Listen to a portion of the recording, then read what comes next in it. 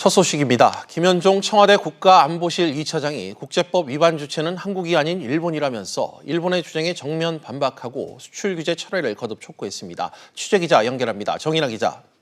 네, 정인아입니다. 청와대가 조금 전 브리핑을 열고 입장을 밝혔죠. 어떤 내용이 나왔습니까? 네, 김현종 차장은 우리가 국제법을 위반한다는 일본 측의 주장은 잘못됐다면서 일본의 일방적인 수출 규제와 강제징용을 두고 국제법 위반 주체는 오히려 일본이라고 반박했습니다. 이어 일본의 수출 규제가 세계무역기구와 오사카 주요 20개국 정상회의에서 언급한 자유무역 원칙 및 글로벌 밸류체인을 심각하게 훼손한 조치라고 덧붙였습니다.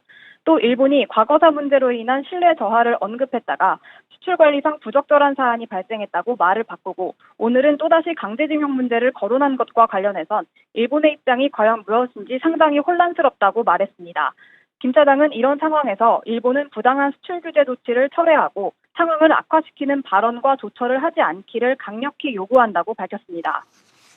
네, 정 기자. 홍남기 경제부총리 부총리 겸 이 기획재정부 장관도 일본 수출 규제에 대응해 관계장관 회의를 열고 대책을 논의했다고요.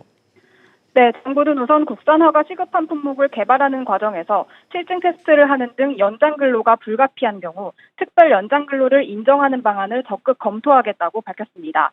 단 산업통상자원부에서 일본 수출 규제 품목 관련 업체로 인정한 기업들만 특별 연장 근로를 신청할 수 있습니다. 조속한 기술 개발이 필요한 연구개발 과제의 경우 화학 물질 등에 대한 인허가 기간을 단축할 방침인데요. 필요할 땐 신규 화학물질 출시가 신속하게 이어질 수 있도록 지원하는 방안도 추진할 예정입니다.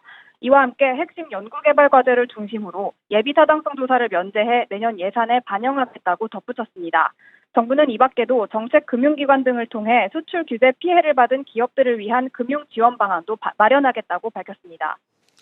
네, 일본이 수출 규제 강화가 아닌 이 수출 관리의 운용 재검토란 주장에 대해 우리나라 산업통상자원부가 입장을 또 내놨죠.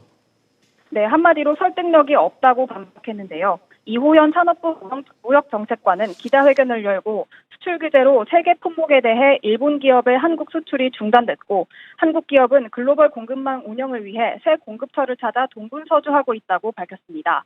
또 이런 영향은 한 나라의 수출 관리 운용 수준을 넘어섰다는 점에서 규제가 아니라는 일본 주장은 설득력이 없다고 비판했습니다. 나아가 비백색 국가로 격화시키는 것은 바람직하지 않다면서 국장급 협의 요청에 대해 일본의 진정성 있는 답변을 재차 촉구했습니다. SBS CNBC 정인아입니다.